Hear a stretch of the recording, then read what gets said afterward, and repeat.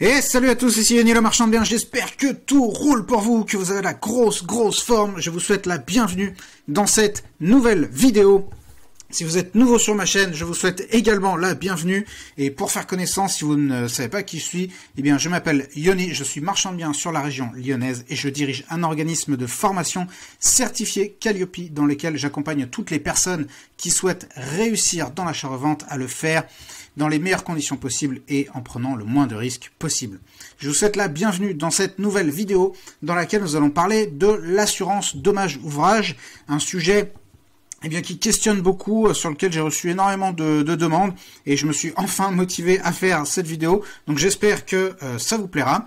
Et je teste un nouveau format, donc n'hésitez pas à me dire ce que vous en dites, avec une petite présentation vite fait et surtout moi qui parle en petit dans le rond en bas. Donc n'hésitez pas à me dire ce que vous pensez de ce nouveau format, si vous avez apprécié, pas apprécié. Pour moi ça me permet de faire peut-être plus de contenu, mais si vous trouvez ça tout pourri, eh bien n'hésitez pas à me le dire en commentaire. De quoi concrètement nous allons parler dans cette vidéo sur l'assurance dommage ouvrage? Eh bien, tout d'abord, on va voir ce que c'est, rapidement. Ensuite, surtout, très important, à quoi ça sert? Et enfin, est-ce obligatoire pour les marchands de biens, pour les opérations de marchands de biens? Et si oui, dans quel cas? Donc là, ce sont vraiment les questions les plus récurrentes au sujet de l'assurance dommage ouvrage, et c'est la raison pour laquelle, je vais y arriver, c'est la raison pour laquelle j'ai choisi de traiter ces sujets-là. Donc déjà, concrètement, qu'est-ce que c'est? Comme son nom l'indique, c'est une assurance, mais c'est pas si évident puisqu'il y a beaucoup de gens qui vont faire un espèce de mélange, une espèce de salade entre l'assurance dommage ouvrage et la garantie décennale. Alors c'est deux choses qui n'ont rien à voir. Donc la garantie décennale, comme son nom l'indique, c'est une garantie, et l'assurance dommage ouvrage, comme son nom l'indique, c'est une assurance. Et dans un instant, on va voir la complémentarité qui peut potentiellement exister entre ces deux couvertures, on va dire, la garantie et l'assurance. Mais en tout cas, c'est une assurance et qui va être liée au bien sur lequel vous allez réaliser votre opération et qui va pouvoir passer et qui va être transférable. Alors si vous faites une opération de construction, par exemple, vous construisez une maison neuve, bien là, l'assurance dommage ouvrage, elle est bien entendu obligatoire. Vous devez assurer le bien, vous devez assurer votre construction. Et bien lorsque vous allez vendre cette maison qui va être couverte par la dommage ouvrage, et bien l'assurance dommage ouvrage va passer à l'acquéreur. Donc lorsque vous assurez un bien avec une DO, une dommage ouvrage, eh bien c'est un argument de vente tout à fait intéressant pour vos acquéreurs, puisqu'ils savent, c'est un peu comme si vous achetez, je sais pas moi, une voiture qui est encore sous garantie, par exemple, encore sous garantie constructeur, eh bien c'est un petit peu la même chose lorsque vous vendez un bien qui est encore couvert par la dommage ouvrage. Maintenant, à quoi ça sert concrètement une dommage ouvrage? Parce qu'on dit, ah ok, il y a la DO, c'est peut-être obligatoire, mais concrètement, à quoi ça sert? Ça répond aussi à la question de qu'est-ce que c'est pour ça que je vais aussi vite. Eh bien, l'assurance dommage ouvrage, elle a deux utilités majeures. Tout d'abord, elle peut se substituer à la garantie décennale, je vais vous expliquer dans un instant ce que ça veut dire, et ensuite, elle va garantir la fin des travaux. Je m'explique.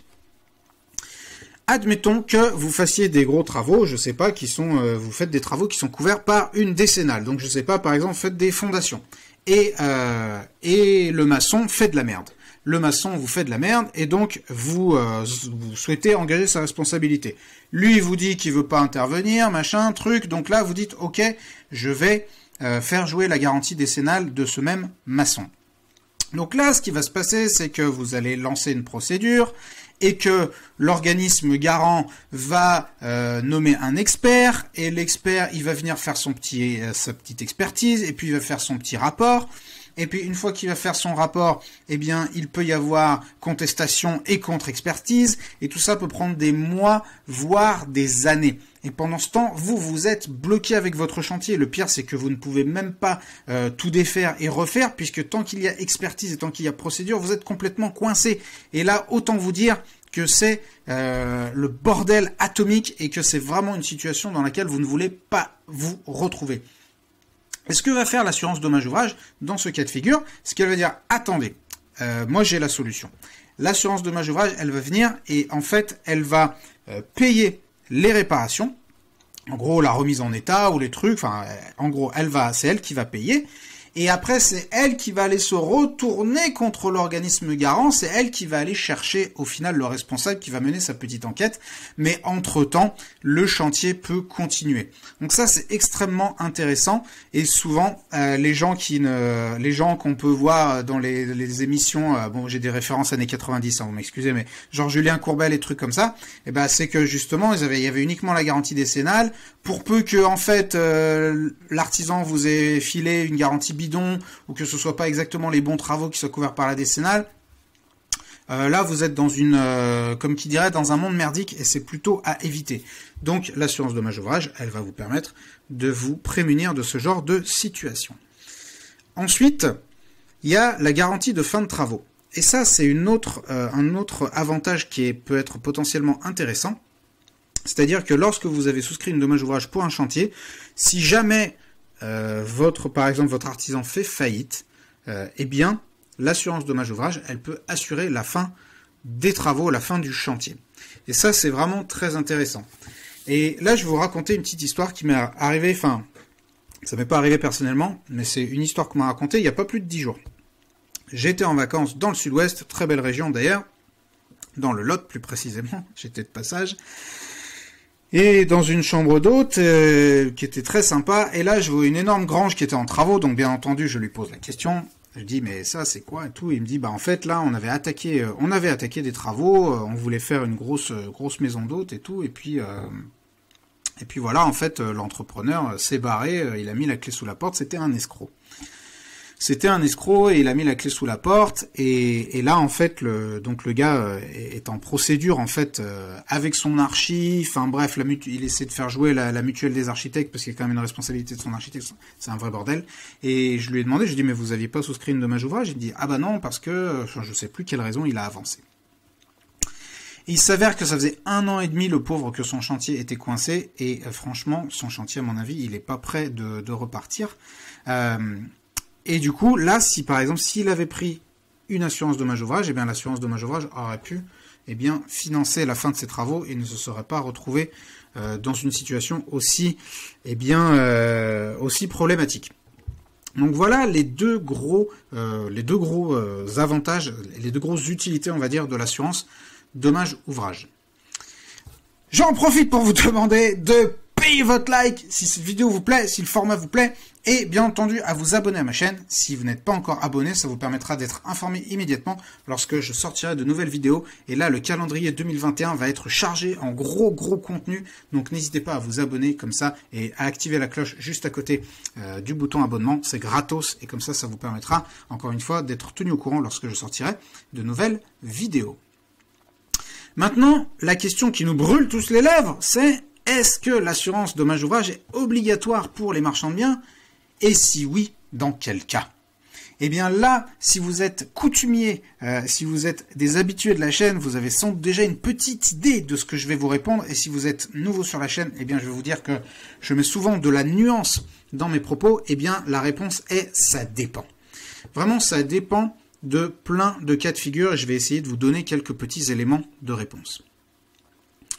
On va déjà voir ce que dit le texte de loi, parce que c'est toujours ce à quoi il faut se référer.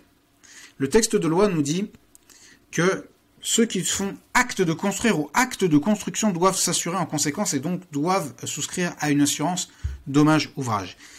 Et maintenant, une question se pose, et c'est quelque chose que je dis souvent dans les formations, c'est que n'oubliez pas que la loi, ce sont des textes écrits avec des mots par des humains.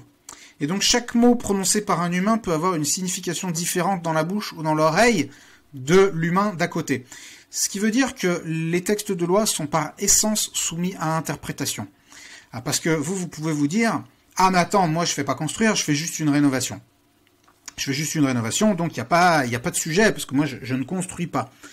Or, il y a eu énormément de jurisprudence, et aujourd'hui, certaines rénovations, de nombreuses rénovations, peuvent être considérées par le législateur comme des actes de construction. Donc il y a vraiment un sujet, c'est très très délicat.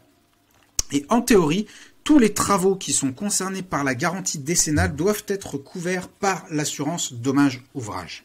Ça, c'est la théorie. Maintenant, en pratique, il faut savoir qu'une assurance dommage-ouvrage, c'est quelque chose de très coûteux. Donc, de facto, la plupart des marchands de biens sur leurs opérations de rénovation ne prennent pas d'assurance dommage-ouvrage, puisque ça peut vous coûter 2, 3, voire 5% du montant des travaux. Donc ça, c'est colossal, c'est énorme. Donc en général, ce que font les marchands, c'est qu'ils vont plutôt souscrire à une assurance dommage-ouvrage lorsqu'ils engagent des travaux qui sont très importants au niveau des montants ou alors qui sont très importants au niveau de la responsabilité. Dès qu'on touche à du gros œuvre, de la toiture, de la charpente, des fondations, des choses comme ça, ça peut être très intéressant, voire carrément obligatoire de souscrire à une assurance dommage-ouvrage.